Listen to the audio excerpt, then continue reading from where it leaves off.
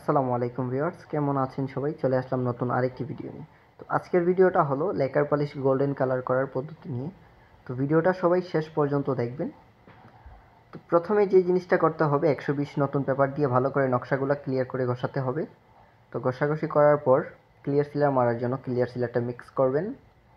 তার জন্য দিতে হবে 1 লিটার ক্লিয়ার সিলার।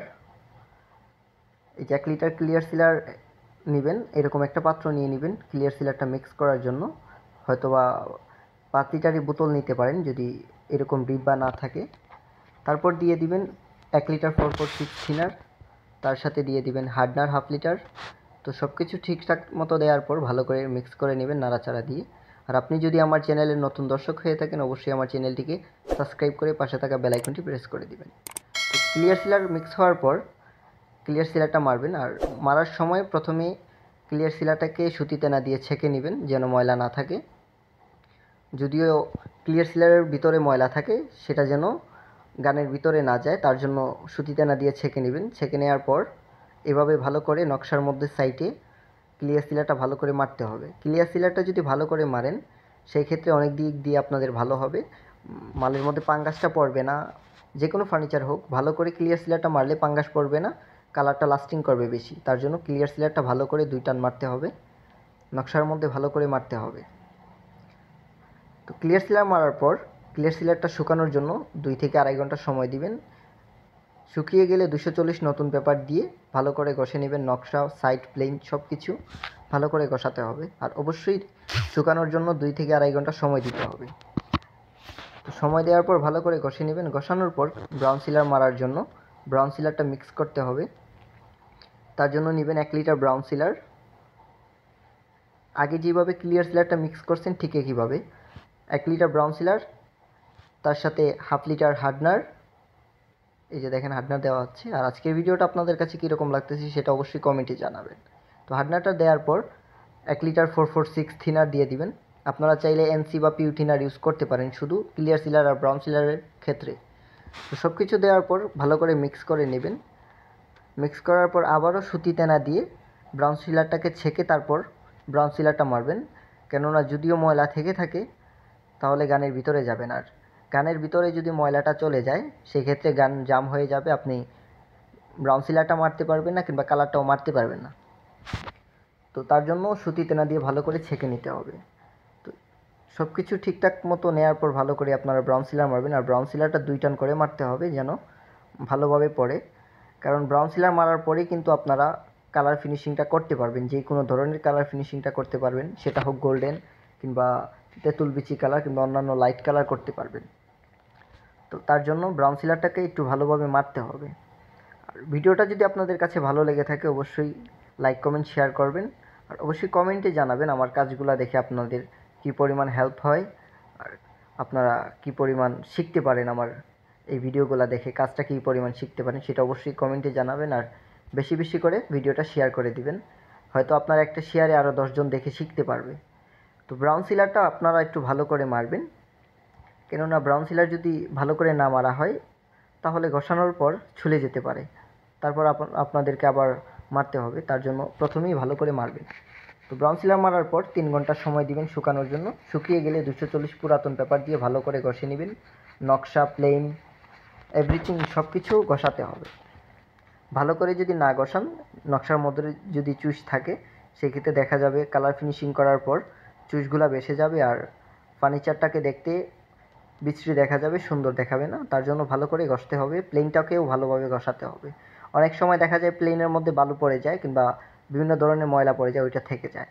তো ঘষানোর পর কালার মারার জন্য গোল্ডেন কালার মারার জন্য গোল্ডেন কালারটা মিক্স করবেন। তার জন্য হাফ লিটার টপ কোট নিয়ে নেবেন।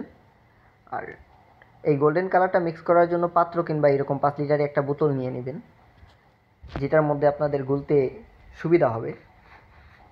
তারপর দিয়ে দিবেন হার্ডনার 300 গ্রাম। হাফ লিটার টপ কোটের সাথে হার্ডনার 300 গ্রাম, যেহেতু কালার মিক্স করব তার জন্য।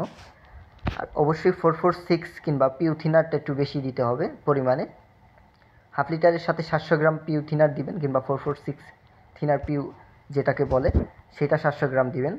তারপর এই যে দেখেন গোল্ডেন কালার, যেটা মেড ইন চায়না, এই পাউডার গোল্ডেনের যে পাউডারটা ওইটা দিয়ে দিবেন।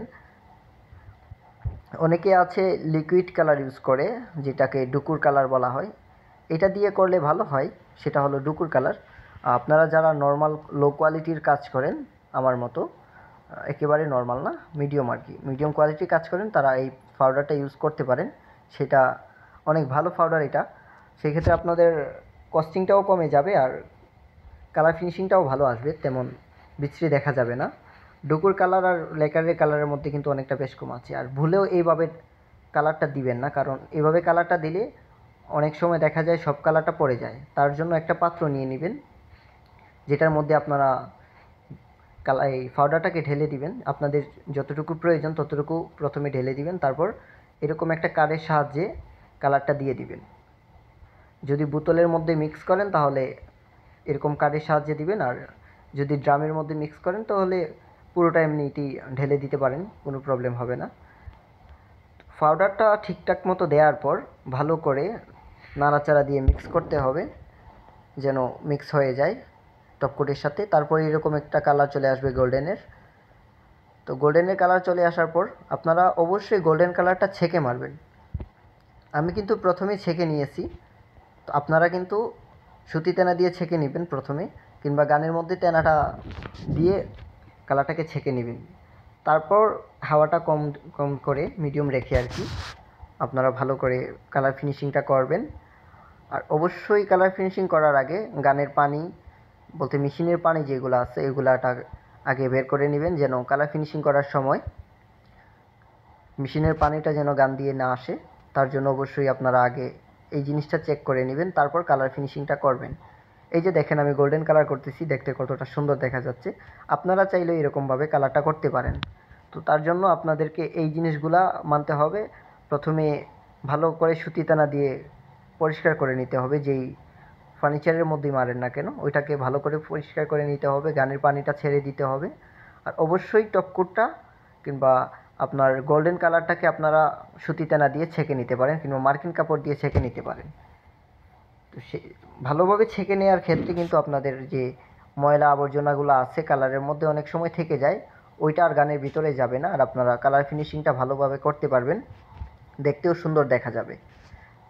তো আজকের ভিডিওটা আপনাদের কাছে কীরকম লাগতেছে সেটা অবশ্যই কমেন্টে জানাবেন, আর ভিডিওটা বেশি বেশি করে শেয়ার করে দিবেন। এই যে দেখেন আমি পাল্লাটা কালার করতেছি, আর আমি কিন্তু কালার ফিনিশিং একসাথে মারতেছি, যেহেতু আমি টপকোট দিয়ে মিক্স করতেছি। পরবর্তীতে আমি ফিনিশিং দিতে পারি, না দিলে নাও দিতে পারি। আপনারা চাইলে ফিনিশিং দিতে পারেন কিংবা না দিতে পারেন, এটা আপনাদের ইচ্ছা।